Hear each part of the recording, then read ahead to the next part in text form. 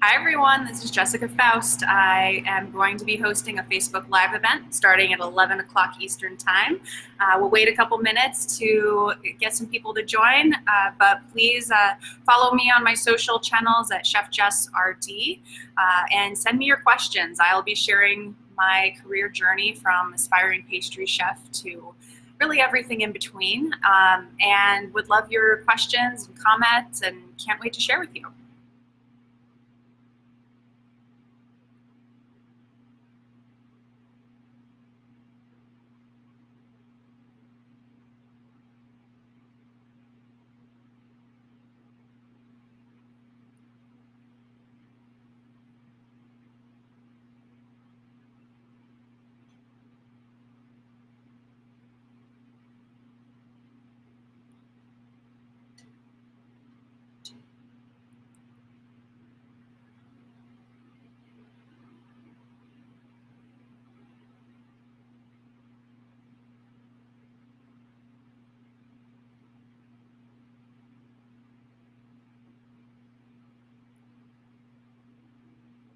All right, we'll give it a couple more minutes. Want to make sure that we have a good audience here to share my career journey with. Thanks for joining, Leah.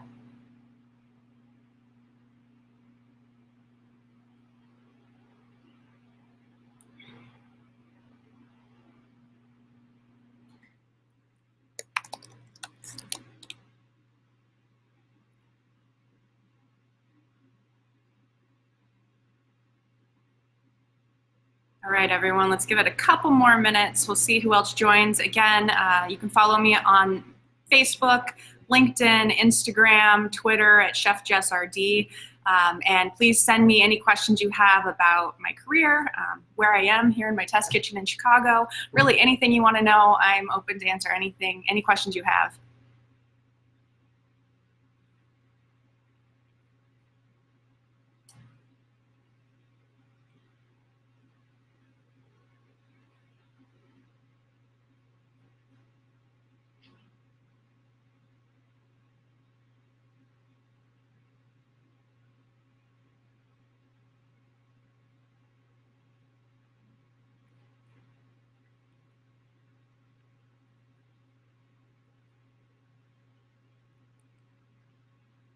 All right. So thank you all for joining. If you're not able to join live now, I hope you're able to share in my experience later on, and I'm open to taking any questions you have. You can reach me on my social channels, Twitter, LinkedIn, Instagram, Facebook at Chef Jess RD. And I am here to share with you my very non-traditional career journey from aspiring pastry chef to really everything but that. I started my career originally when I was in high school, actually. I found my love for the kitchen and for food in a high school vocational class. And without that class, I really would not be where I am today. I was a bored 15-year-old in high school needing something other than traditional book work to occupy my time and keep me out of trouble. I grew up in Reno, Nevada, which is a great hospitality community, and the vocational class that I joined was a really great start to get kids in high school cooking and to provide them some really unique experiences that they wouldn't get from their traditional high school curriculum. As soon as I entered a kitchen, I fell in love with it. I originally aspired to be a pastry chef. I loved everything about sugar and sweets and the art of food, wedding cakes and chocolates. And I to this day, love it, although I am not a pastry chef. It's still a passion of mine. But that is really how I found my way into the kitchen. For those of you who are responsible for coaching and mentoring high school students or really students in general, I applaud you. My teacher in high school in the vocational class was pivotal to my entire life and my career. He actually pushed me to do things that I was not comfortable with, including public speaking. At the age of 15 is never comfortable. And I fought him on it and kicked and screamed along the way, but because he pushed me to do it, it's something that I continue to get better at every single time. Never comfortable, but always a little bit better. while I was in high school, I decided that I really needed to explore this world of food. And growing up in a hospitality community, I had the benefit of having some great hotels and restaurants that I could work in at that young age. So started cooking professionally in the largest hotel casino in Reno, the Reno Hilton at the time, and really started in the pastry kitchen because that is where my passion was. At the time, the hotel actually operated a full in-house bakery, doing everything from desserts, wedding cakes, freshly baked bread. There was a lot of catering that happened at the hotel, and the bakery did all of the desserts for catering for parties of 500 to 5,000 plus. So was able to jump in and really get a lot of great experience in high volume production and in pastries particularly. It was a really interesting experience as a 16-year-old jumping right into a professional kitchen. And I quickly learned that pastry was probably not the place for me. The 3 a.m. wake-ups, which led to a lot of panic attacks at 3 p.m. in the afternoon, and all of the sugar chased by caffeine, chased by more sugar, just didn't make me feel great. I still loved pastries, I loved desserts, but I knew that that's not something that I could sustain myself on personally, or necessarily wanted to build a career on. So having the benefit of being in such a large hotel, I was able to explore other areas of the restaurants. We had, let's say, 5 or 6 in-house restaurants, as well as catering and some private dining options just for the employees of the hotel because there were so many. And I really got to explore them all. I worked in an Italian restaurant doing everything from garde manger to sauces to working the hotline.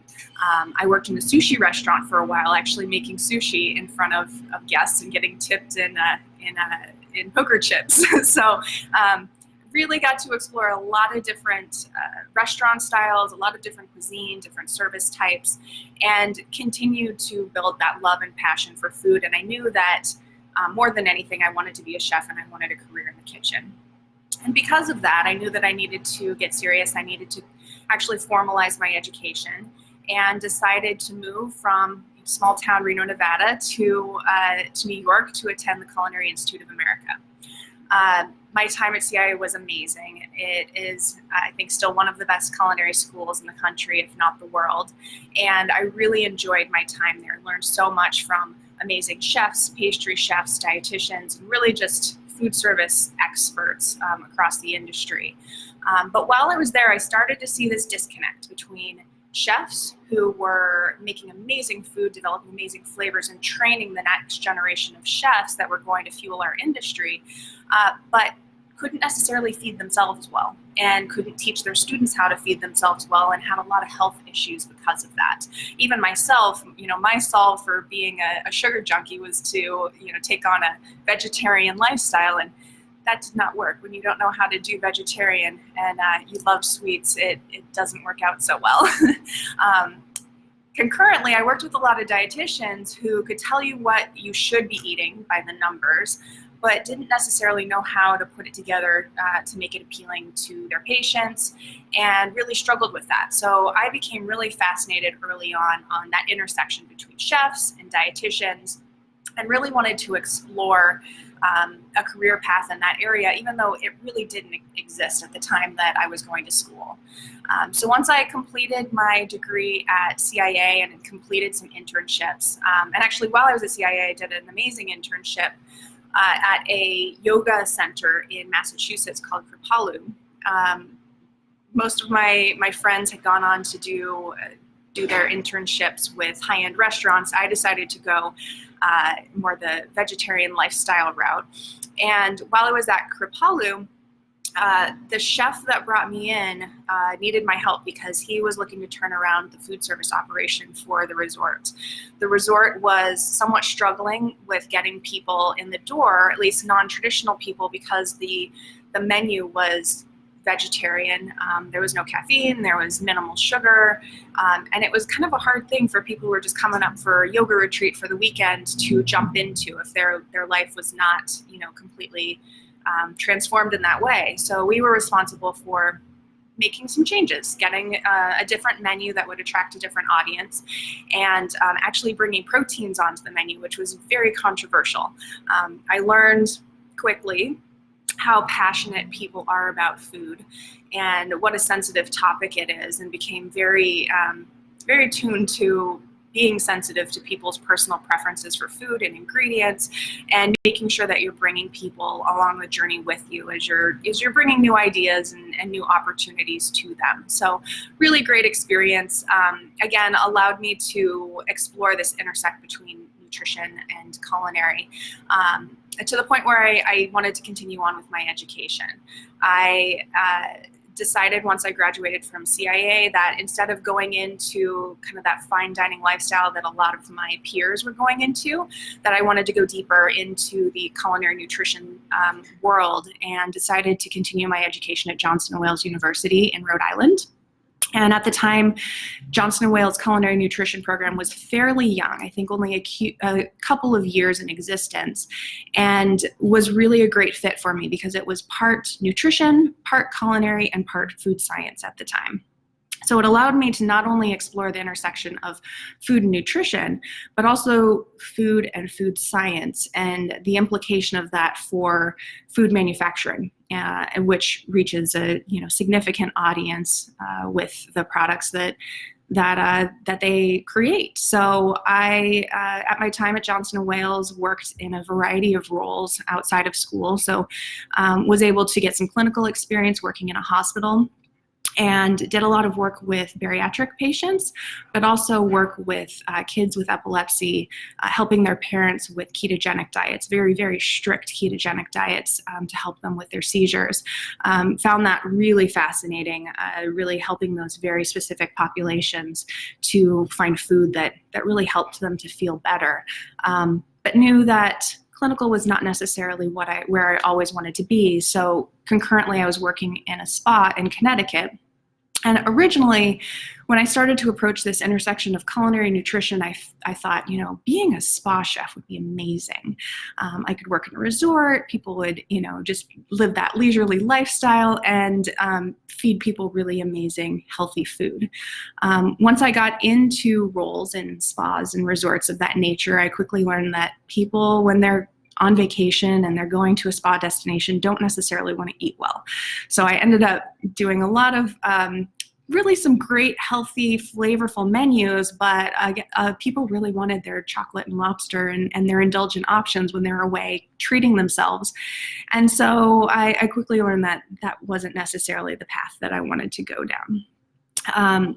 Once I completed my degree with Johnson & Wales, I was essentially eligible to become a registered dietitian, although that wasn't where I had envisioned my path going. But with all of the experience that I gained in school and my working experience in both hospitals and spas and restaurants, I felt like it would be a credential that was going to be really valuable to me, even though I didn't know exactly where I was going to go with it. So I applied for my dietetic internship, and was accepted at Cal Poly San Luis Obispo. So once again moved across the country to go to Cal Poly and live in Santa Barbara, live the California lifestyle. So it was an amazing program because of the amazing preceptor and teachers that we had, and people who were willing to share their careers and their experience with us, but also amazing because we were in an amazing agricultural area of our country. So it allowed me to get really close to the ingredients that we were putting on our menus, whether I was in a community setting or in a hospital or a restaurant. The foods that we were serving on the menu were being grown down the street. While I was doing my internship, I was working in a hospital in Santa Barbara, and for events, I could literally go out and meet with the farmer and choose what ingredients I wanted for that day for a special menu. So freshness was really important to our menus and our food, and really just made everything better. And so I had a real appreciation for agriculture through that experience. During my internship, I really tried to expose myself to as much as possible. I really loved the process I loved learning in so many different disciplines, individuals working for WIC or for other community programs, working in restaurants, working with large manufacturers. I did part of my internship with McCormick Spice Company in Maryland, and really got a taste for how chefs and dietitians can work within food manufacturing and the roles that exist outside of kind of traditional nutrition roles that I was exposed to in my dietetic internship. So once I completed my internship at Cal Poly, I decided that I really wanted to continue on that culinary and kind of food science journey with a focus on nutrition even more. I decided to put a lot of effort into joining a group called Research Chefs Association, which for those of you that aren't familiar, it's kind of like Academy of Nutrition and Dietetics for chefs and food scientists. It's kind of that hybrid organization where you have food scientists who are really interested in food and the art of culinary, as well as chefs who are interested in science. Most individuals are working in food manufacturing settings or large restaurant settings, developing food products and new menu items, and I found that fascinating. So at a conference actually for RCA, I met these two guys who were starting an agency here in Chicago where I am now. And we're looking for individuals with just my background who could help build their business and support not only restaurant brands, but also food manufacturers in a variety of ways. I made the leap of faith and moved to Chicago without having ever been here, and it was actually a good move. So I would say, go with your gut on those sorts of things. It felt right. I was the 7th employee of this teeny little agency. We were in an apartment here in the West Loop of Chicago. And I had a great experience really learning all of the ways that chefs and dietitians and food scientists work within the food industry. Was able to work with a variety of manufacturers, so worked on behalf of brands like Conagra and Naturipe and Simplot, Smithfield, and on their behalf worked to help find opportunities for their ingredients within the top 100 restaurant chains. So I did a lot of work with McDonald's and Wendy's and Olive Garden and really all of the big brands that you're familiar with. And as a fairly young chef and dietitian and food innovator, it was amazing to be able to work across so many different product categories, so many different restaurant styles to really cut my teeth and provide solutions to them all. Over about 4 years, we grew the business pretty significantly, and I was doing a lot of work at the time with a little brand called McDonald's. In around 2012, 2011, McDonald's was working really hard to transform their menu and provide more better for you menu items, and needed a little bit of help with that. So they recruited me to come on board to bridge their nutrition team with their culinary team to support this effort. So I joined the team around 2012 to do just that, and pretty quickly my role evolved. I started one place, and about 6 months later was in a very different place, focused really primarily on culinary and culinary innovation, eventually growing into a role to lead culinary innovation for the US business for McDonald's, which was eye-opening and amazing. And for those of you who don't have experience working with large brands like that, it's a very different environment to work in. The size and scale of a business like McDonald's is very different than any setting you'll ever work in. A lot of people ask me what the most challenging part of working in that environment is, and I would say it really is the size and scale and the amount of time and preparation that goes in to creating anything new that is going to be put onto a national menu. A good example that I like to give is when we decided in 2012 to put apples in every single Happy Meal as a default option. It took 3 years leading up to that to plan the supply for the apples that would fulfill that need. So, 3 years prior to launch, you had to decide that that was something you wanted to do for the business, then commit to farmers because they had to actually plant more trees just to fill that McDonald's order before you could actually put anything on the menu and get it in front of consumers. So it's definitely a challenging job in a lot of ways, but that time that it takes from inception of an idea to launch is significant. It's not overnight. It's not something that's going to turn around in a month or 6 months or even 12 months. It's really hard to deliver on that scale. But the amount of very talented people that I was able to learn from in that setting really made for a valuable experience. I worked across the business with experience in operations and nutrition and food science, and even broader, business initiatives I was able to work on, including future initiatives, really helped to broaden my perspective of kind of how the food world works and where we all can fit in with that and make positive change along the way. A few years ago, the business started to change and some new opportunities presented them to me. So I decided to leave the largest restaurant company in the world to join the very smallest, and joined a startup here in Chicago called Farmer's Fridge, delivering fresh food in vending machines.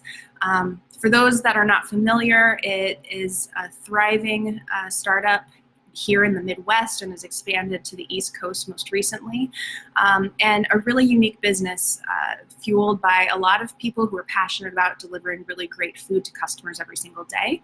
I joined the team right after the Series B round of investment to help the team get ready for Series C investment, and my role was Director of Culinary, focused on renovating the menu to make sure that we had menu items that people were really loving, that were delivering on that flavor and quality that they were expecting when they were coming to us, and also a variety of menu options so that we could reach a broader audience with our menu.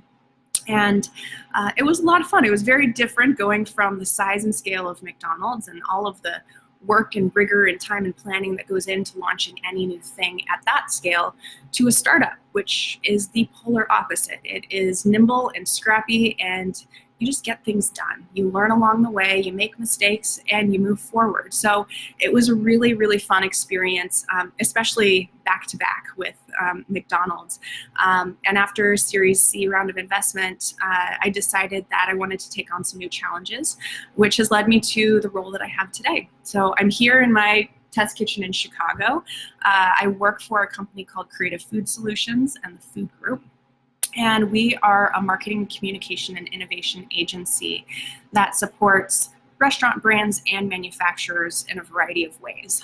My primary role is to support with culinary innovation and nutrition, which could really be anything from creating new ideas and strategies for businesses to leading concept development, food photography, working with sales teams to get in front of their customers, nutrition analysis, developing new products. They're never 2 days the same. I try to provide solutions based on the experience that I have to a variety of businesses, and it keeps things really, really fun.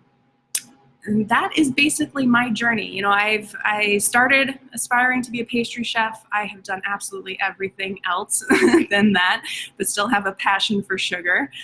So I try to balance out my life and keep learning and growing along the way. And I hope my experience inspires you a little bit, or keeps you moving forward and looking for that next opportunity that's going to help you learn and grow.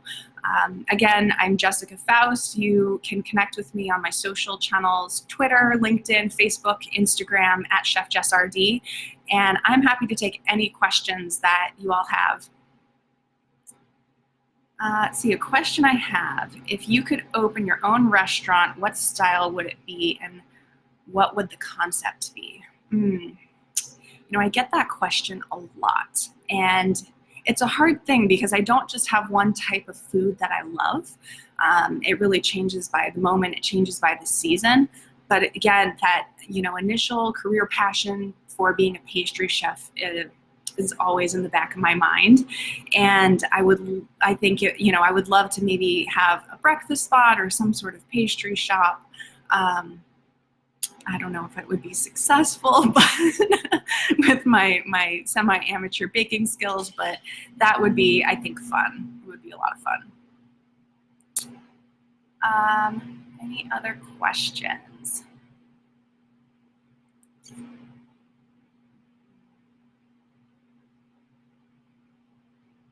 Let's see. Another question coming in from Colette. What do you recommend to an RD wanting to gain culinary experience? Is a certificate or program or culinary degree the only option? You know, I think it really depends on the individual and depends where they aspire to go with their culinary nutrition focus. For individuals who are looking to say like work with major manufacturers and restaurant chains, while it's not completely critical that you have a formal culinary education, I don't know a lot of people who don't and who work in those capacities. Most dietitians that I know that work for restaurant chains have kind of grown along the way and developed their food skills, but they've kind of started in the nutrition realm and been able to grow and develop along the way to take on broader roles within their organizations. If you really, want to be that chef dietitian, working first for any chef and any food professional working in restaurants is going to be the most valuable education that you ever get. You learn a lot just by doing, and just by being in restaurant settings and understanding that flow. That is probably the most important, and then getting that formal education really helps to build that credibility and build networks more than anything else. But it's highly personalized. It depends what you want to do with it and where you want to go. Any other questions? All right. Well, we have a few minutes left. I don't have any other questions, but I'm really happy that I was able to share my experience with you all. Again, my name is Jessica Foust, and feel free to connect with me on my social channels, Instagram, LinkedIn, Twitter, Facebook, of course, at Chef Jess RD. Feel free to send me questions on the side. I'm happy to answer them, and I'm happy to connect with you all so that we can continue to grow and evolve and build each other up as dietitians. Thanks, guys.